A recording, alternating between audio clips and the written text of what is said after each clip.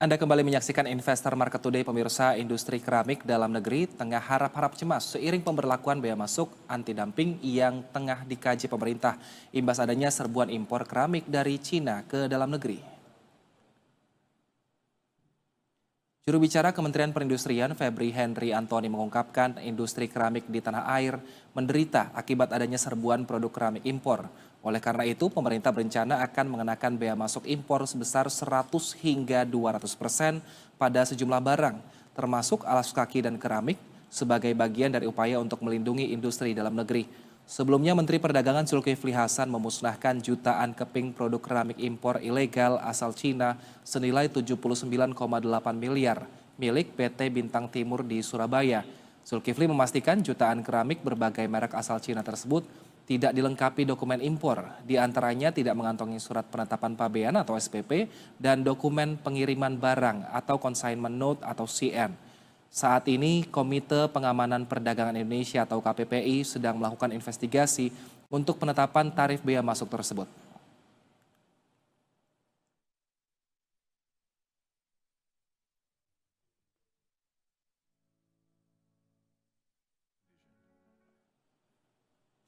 Dan untuk membahas mengenai dampak serbuan impor ke industri keramik, kita sudah terhubung dengan Bapak Edi Suyanto, Ketua Umum Asosiasi Aneka Industri Keramik Indonesia ASAKI. Halo, selamat siang, Pak.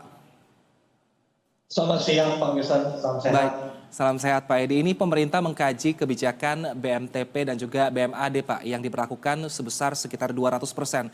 Bagaimana asosiasi melihat langkah pemerintah ini? Oke, jadi boleh dikatakan ini sebuah penantian yang panjang, Pak Wilson. Khusus untuk industri keramik yang tergabung di dalam ASAKI, kami ini menyampaikan permohonan kepada KADI, Komite Anti Dumping Indonesia, untuk dimulainya penyidikan terhadap tindakan unfair trade. Ini mulai Desember di tahun 2022. Nah, ini kami bersambut pada tanggal 15 Maret 2023, KADI sudah melaporkan atau mengumumkan inisiasi penyelidikan anti dumping. Nah, ini kami bersyukur di minggu lalu kami sudah menerima laporan hasil akhir penyelidikan anti dumping terhadap keramik impor dari Tiongkok dari KADI. Jadi bukan baru mulai, tapi sudah selesai masa penyelidikannya. Nah, ini cukup lama ya, Pak Wilson. Kurang lebih satu setengah tahun kami menunggu hasil penyelidikan tersebut. Nah, untuk menunggu hasilnya itu kan tadi 1 sampai 1,5 tahun. Tapi kalau untuk praktik dumping ini terjadi, Pak, apakah asosiasi sudah mengetahui dan sudah mendapatkan informasi sebenarnya berapa lama praktik dumping ini terjadi? Praktek dumping ini sudah kami rasakan, Pak Wilson, ini sudah 3 tahun yang lalu. Namun pada saat itu, di tengah kami mengalami gangguan goncangan impor, pada saat itu yang paling memungkinkan untuk kami tempuh adalah melalui safeguard. Kenapa? Karena safeguard dari sisi masa penyelidikan yang lebih singkat. Nah, ini kami pada saat itu memutuskan langkah pertama adalah safeguard terlebih dahulu. Paling tidak itu adalah bentuk pengamanan pertama yang paling cepat. Setelah itu kami langsung proses terhadap yang namanya anti dumping. Nah, makanya kami bersyukur di minggu lalu hasil akhir sudah keluar dan dari KADI sudah memberikan kami surat tertulis bahwa telah terbukti adanya tindakan dumping di mana akan diterapkan besaran anti dumping untuk produk keramik dari China atau Tiongkok itu dimulai dari angka 100,2% sampai 199%. Jadi sekali lagi saya jelaskan bahwa hasil akhir daripada KADI terbukti adanya tindakan dumping. Nah, ini tindakan ini sehingga memberikan kerugian yang sangat material untuk industri keramik dalam negeri. Ada beberapa faktor. Satu adalah penurunan laba, bahkan tidak hanya penurunan laba, bahkan beberapa anggota ASAKI sudah menderita kerugian dan bahkan ada 6 perusahaan yang terpaksa sudah menghentikan kegiatan. Kedua, penurunan harga jual keramik dalam negeri. Kenapa? Karena produk daripada impor Tiongkok itu mereka menerapkan yang namanya predatory pricing. Mereka sengaja menjual harga jauh di bawah daripada harga produksi industri keramik dalam negeri. Ketiga, apa yang terjadi, kita bisa melihat selama terjadi penurunan utilisasi kapasitas produksi. Dan keempat faktornya adalah terganggunya return of investment. Jadi ada 4 dasar itu. Tapi kalau untuk keramik yang kena dumping ini Pak, kualitasnya dibandingkan dalam negeri ini seperti apa perbedaannya? Jadi kalau boleh kita katakan, kita lakukan benchmarking apple to apple. In a produk keramik atau homogeneous style, produk dalam negeri ini secara kualitas kita jauh lebih bagus daripada kualitas impor. Kualitas impor lebih tipis, mereka memainkan supaya ongkos angkutnya lebih murah, biaya pembakarannya lebih cepat. Untuk tujuan utamanya adalah satu, mereka ingin menekan cost serendah mungkin dan ditambah dengan praktek dumping tersebut sehingga dari sisi harga kami tidak bisa bersaing. Namun perlu diingat, dari sisi kualitas kami jauh lebih bagus. Dari desain, dari kualitas kita lebih unggul, Pak Wilson. Baik, artinya dampak dari anti dumping ini lumayan besar terhadap industri kita. Tapi apakah ini juga akan merubah peta persaingan industri keramik, Pak, khususnya di Indonesia? Saya rasa tidak akan mengubah banyak ya. Justru yang kita lihat adalah dampak positifnya. Salah satu yang kita lihat, kami yakin, setelah adanya anti dumping ini dan kami harapkan ini segera bisa diimplementasikan. Harapan kami adalah akhir Agustus ini sudah bisa diimplementasikan. Nah, apa dampak pertamanya? Semakin cepat ini diimplementasikan, tingkat utilisasi produksi keramik nasional ini semakin cepat bisa bangkit kembali. Kita sampai semester 1 di tahun 2024 ini kita juga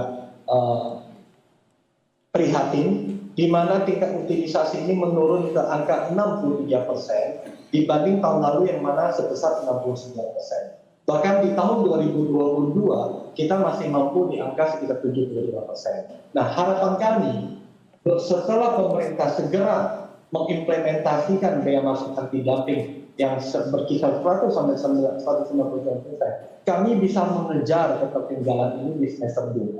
Kami harapkan ini bisa meningkat kembali ke range 75 sampai 80%. Dan kami yakin di tahun 2025 ini dengan diberlakukan bea masuk anti dumping, kami bisa kembali ke masa kejayaan industri keramik sebelumnya, di mana di tahun 2012, di tahun 2000 sampai 2014 rata-rata tingkat utilisasi produksi keramik nasional itu berada di atas 90%. Ini akan terjadi, Pak Wilson. Baik, Kedua, Pak Edi. dampak positif apa? Ya, Pak. Ya. Silahkan, Pak. Ya, dampak kedua, Pak Wilson, kami juga meyakini bahwa dengan adanya BMAD ini, para importir atau para traders yang selama ini melakukan importasi dalam jumlah yang besar atau pemain-pemain utama, mereka dalam waktu yang singkat mereka akan melakukan transformasi. Mereka sebetulnya hanya pada posisi wait and see. Mereka sudah tahu bahwa bea masuk anti dumping ini akan terjadi, namun mereka masih menunggu berapa sih besaran BMAD-nya. Nah, dengan besaran BMAD 100 sampai 199%, kami meyakini mereka akan melakukan transformasi atau istilahnya kita adalah ganti baju menjadi produsen keramik. Nah, ini kami sudah mendapatkan data atau press release daripada beberapa importir. Salah satu yang mereka akan membangun pabrik di Kendal dengan tingkat produksi 18 juta meter persegi per tahun, nilai investasi 1,2 triliun, 1,2 triliun dengan 700 jumlah SDM baru. Kemudian ada pabrik juga di Batang, ini dengan 21,5 juta meter persegi per tahun dengan total nilai investasi 1,5 triliun, bahkan menyerap 1.000 karyawan baru. Kemudian juga ada satu perusahaan traders di daerah Subang dengan total 22 juta meter persegi per tahun. Ini juga menyerap kurang lebih hampir 1.000 karyawan baru. Di samping itu juga ada anggota Asaki yang saat ini akan segera melakukan ekspansi itu di daerah Kerawang dengan 11 juta meter persegi per tahun. Ini juga menyerap kurang lebih 600 karyawan. Dengan total, Pak Wilson, efek positif daripada BMAD ini kalau saya rangkumkan ada nilai investasi baru sebesar 5,2 triliun, ini yang berkisar 72,5 juta meter persegi kapasitas baru, dan ini akan menyerap 3.000 tenaga kerja baru. Jadi kalau kita melihat ini adalah dampak positifnya, sehingga kami menyambut baik Asaki, kehadiran para pemain-pemain baru yang tadinya traders atau importir, sehingga kita bisa bersaing secara sehat dan adil. We can play the same level of playing field. Jadi kita menyambut dengan baik. Nah, yang disampaikan di media oleh rekan-rekan importir atau bahan bangunan yang tergabung di dalam posisi bahwa ada kekhawatiran bahwa akan terjadi PHK karena kekurangan barang atau keramik dijual. Kami merasa itu kurang tepat. Itu hanyalah wujud daripada. Baik, artinya jika BMAD diberlakukan ini dampak positifnya cukup banyak ya Pak Edi ya? Betul sekali. Justru yang kami tangkap adalah para importir, para traders yang besar, yang bonafit, mereka sudah menyiapkan langkah ekspansi. Yang kekhawatiran atau yang mengkhawatirkan bahwa akan terjadi kekurangan barang itu dijual, itu hanyalah segelintir daripada importir kecil yang menurut saya yang tidak siap terhadap BMAD ini. Baik, Pak Edi, kita akan melanjutkan dialog kita usai jeda. Kita akan tahan dulu pembahasan kita. Pemirsa tetaplah bersama kami di Investor Market Today.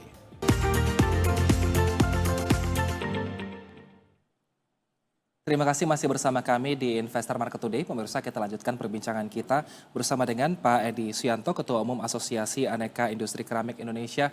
Pak Edi, jika dilihat dari poin-poin kebijakan ini, apakah menurut Pak Edi ini sudah cukup efektif untuk menjaga keberlanjutan industri atau mungkin perlu juga dibarengi dengan faktor-faktor lain, Pak?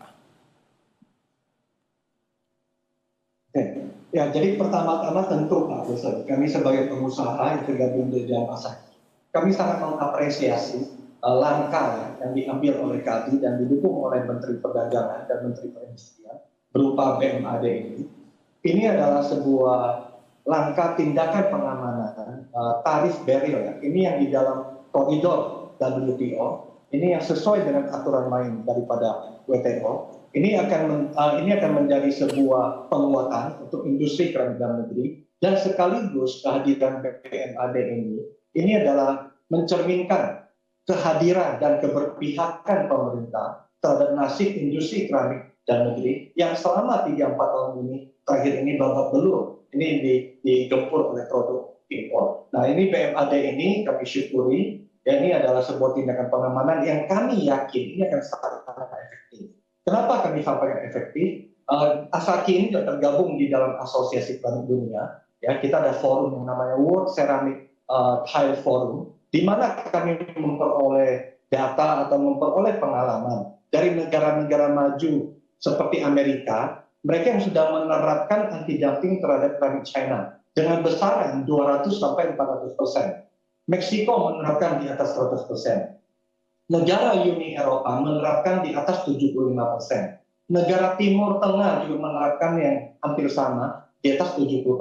Di mana hari ini mereka ini boleh dikatakan sudah sangat efektif untuk melindungi industri dalam negerinya. Jadi pada saat kita melihat pengalaman mereka, dan kita cerminkan kembali ke Indonesia, makanya kami yakin begitu BMAD ini segera dijalankan, industri keramik ini bisa segera untuk pulih kembali. Jadi selain masalah BMAD ini, tentu kami juga industri keramik dalam negeri juga memiliki tantangan yang tidak ringan, yaitu kami saat ini sedang meminta pemerintah dukungan daripada Kementerian Perindustrian untuk memberlanjutkan atau untuk memperpanjang kebijakan HGGT, yaitu harga gas tertentu. Baik, berbicara secara industri, Pak Edi, ini sebenarnya saat ini berapa persen utilitas pabrik keramik di dalam negeri sendiri, Pak? Oke, jadi untuk tingkat utilisasi tadi yang saya sampaikan sebelumnya, semester 1 ini kita berada di 63%. Dari total kapasitas terpasang saat ini adalah 625 juta meter persegi per tahun. Nah, dengan catatan tahun depan adanya beberapa pabrik yang akan ekspansi dan kami proyeksikan akan selesai di tahun 2025, tingkat kapasitas terpasang tahun depan atau volumenya akan mencapai 700 juta meter persegi per tahun. Ini akan menempatkan industri keramik atau Indonesia sebagai produsen keramik nomor 4 terbesar di dunia. Nomor pertama adalah China, kedua adalah India, ketiga adalah Brasil, Indonesia nomor 4. Nah, nomor 5 ditempati oleh Vietnam. Jadi sekali lagi tidak ada keraguan dan tidak ada kekhawatiran bahwa pasca BMAD ini, di mana kami proyeksikan angka impor keramik dari China akan turun, tidak ada kekhawatiran sama sekali bahwa industri keramik dalam negeri tidak bisa memenuhi permintaan kebutuhan keramik dalam negeri. Jadi sekali lagi kami yakinkan dengan kapasitas 700 juta meter persegi ini sangat mumpuni dan lebih daripada cukup untuk memenuhi permintaan keramik dalam negeri. Baik, dengan adanya kebijakan BMAD ini Pak, kira-kira harapannya bisa mendorong utilitas pabrik keramik seberapa signifikan, berapa persen Pak? Ya, kami yakin ya bahwa setelah ini segera diimplementasikan tahun depan, kami sudah bisa kembali ke angka di atas 90% untuk tingkat utilisasi. Baik. Nah, kalau Kemenperin sendiri ini mencatat realisasi investasi sektor keramik ini mencapai 20,3 triliun rupiah, Pak Edi. Dengan adanya BMAD ini akan bisa menarik investasi sebesar apa, Pak? Nah, jadi apa yang kami laporkan kepada Kementerian Perindustrian bahwa tahap awal investasi itu adalah 20 triliun itu sudah akan selesai di tahap ini. Nah, yang tadi saya sampaikan kurang lebih ada 5,2 triliun baru. Itu adalah kami yakini itu akan terjadi pasca BMAD. Baik, kalau dari sisi demand Pak Edi ini, sejauh ini bagaimana tren demand keramik di dalam negeri? Apakah memang demand-nya tinggi sehingga juga menarik barang impor dari Cina ini untuk masuk ke negara kita, Pak? Ya, jadi sudah jelas Pak Wilson dari tingkat permintaan ya, keramik untuk Indonesia ini cukup baik. Apabila kita bandingkan, kita benchmarking dengan negara-negara ASEAN maupun negara maju lainnya, kita ini sesungguhnya consumption per kapita kita ini masih rendah. Jadi Indonesia masih di bawah 2 meter per kepala. Malaysia, Thailand, Vietnam rata-rata sudah 3 meter persegi per kapita. Bahkan Vietnam sudah di atas 5 meter persegi per kapita. Average dunia ini ada di angka 2,5 meter persegi per kapita. Jadi kalau kita melihat dengan jumlah penduduk kita Indonesia 280 juta penduduk, ya kalau kita kalikan dengan average dunia, semakin 2,5 meter persegi per kepala, artinya memang kita harus menyiapkan kapasitas produksi kurang lebih sekitar 700 juta meter persegi per kapita. Untuk itu, Asaki sudah menyiapkan kapasitas tersebut. Baik, kalau dari regulasi pemerintah sendiri, ini TKDN kira-kira bisa mencapai berapa persen, Pak? Nah, ini yang kami syukuri ya, Pak Rizal. Maka ini yang selalu kami teriak, kami sampaikan, kami sounding kepada pemerintah, bahwa industri keramik nasional harus dipandang sebagai industri yang strategis. Kenapa? Karena sudah sangat susah ditemui produk dalam negeri ya, yang memiliki tingkat TKDN setinggi keramik Indonesia. Kami rata-rata memiliki tingkat TKDN itu di atas 80%. Artinya apa? Jadi selama ini industri keramik nasional ini sudah bersama-sama membantu pemerintah. Ini kami meningkatkan dan kami menumbuh kembangkan industri kecil dan menengah. Ada puluhan ribu yang tergabung di dalam stakeholder, di dalam supply chain industri keramik ya, di mana tercermin daripada tingkat TKDN yang sangat tinggi itu, yaitu di atas 80%. Jadi kami juga ini adalah salah satu plus point daripada produk keramik dalam negeri. Nah, kalau dari sektor hilir, Pak, ini ada khawatir jika nanti anti-dumping ini diterapkan, mereka akan mengalami kekosongan barang. Nah, kalau tanggapan dari sektor hulu, apakah nanti kira-kira bisa mampu ini, Pak, untuk memenuhi demand dari pasar? Justru ini tadi yang saya sampaikan Pak Wilson, kekhawatiran itu sangat tidak berdasar. Itu hanyalah sebuah kekhawatiran kepanikan belaka daripada importer. Kami dengan tambahan pabrik yang tadi saya sampaikan, ya di mana ada yang transformasi, para importer yang besar, yang bonafit, mereka bangun pabrik kurang lebih sudah mencapai 72,5 juta meter persegi di tahun depan. Ini saja sudah hampir setara dengan angka impor keramik setahun dari China.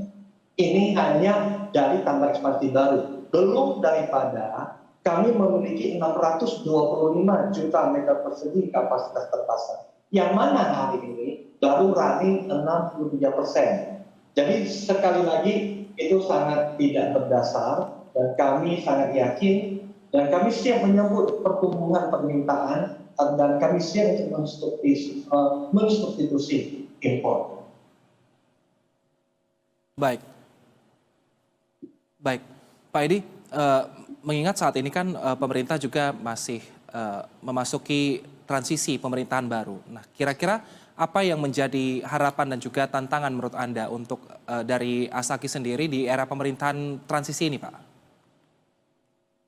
Ya, salah satu yang kami minta dukungan kepada pemerintah adalah melanjutkan program ekonomi daripada Presiden Jokowi yang menurut kami sudah tepat dan baik, yaitu adalah kebijakan HGBP, harga gas ya, yang saat ini berada di angka 6,5 US dollar.